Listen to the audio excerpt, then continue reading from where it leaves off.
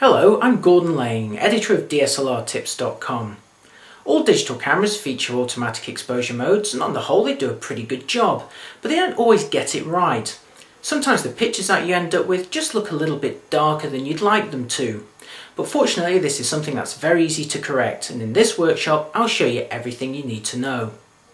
A classic example is when you try to take photographs of something against a very bright background. For example, these aeroplanes at an air show against a bright overcast sky. This bright white sky has fooled the camera's exposure system into underexposing, and as a result the planes themselves are almost rendered into silhouettes. You can hardly see any detail on them. Sometimes a much smaller area is sufficient to fool your camera's exposure system. In this picture taken inside a church, the very bright windows on the left have again caused the camera to underexpose. The windows look fine, but unfortunately the rest of the interior is just too dark. What you want is some kind of way to tell your camera to deliberately overexpose the picture and therefore make it brighter than normal. Fortunately, this kind of facility is built into every digital camera. It's called exposure compensation and it uses a scale. If you move the scale in the negative direction, it'll make the picture darker than normal. If you move it in the positive direction, it'll make it brighter than normal. Here's how it works in practice. Most digital SLRs show the exposure compensation as a scale on the back of the screen. This scale is also normally visible on most models when you look through the optical viewfinder. If your digital SLR has a screen on the top of the body, the scale will also normally be shown there. If you can't see the scale at all, it's probably because your camera is one of those models that hides it when it's in fully automatic mode.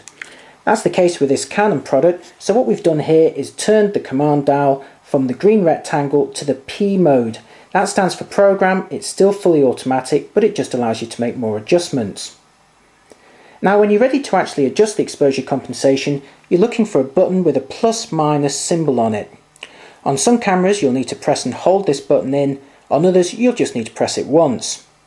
Then to actually make the adjustment you should turn a dial. This will normally either be at the front of the camera or at the back. So here's how it works in practice on this particular camera.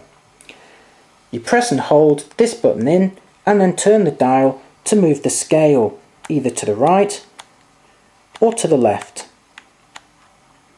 Then when you're ready, just let go of the button and take the picture. The exposure compensation scale normally runs between -2 and +2, with 0 in the middle representing a normal exposure. If you set the scale to +1, the camera will double the exposure, making the picture twice as bright.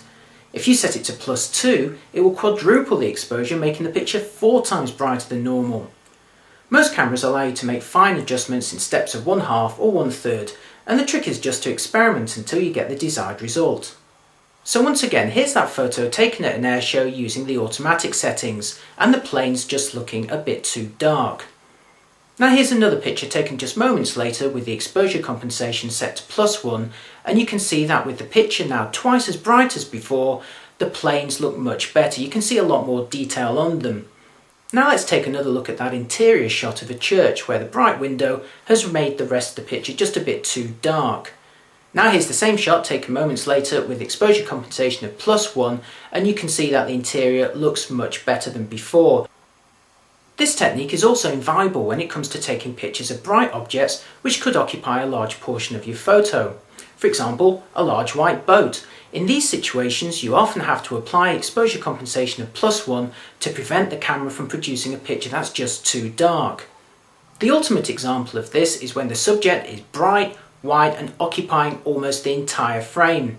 For example, when you're taking pictures at winter of snowy landscapes.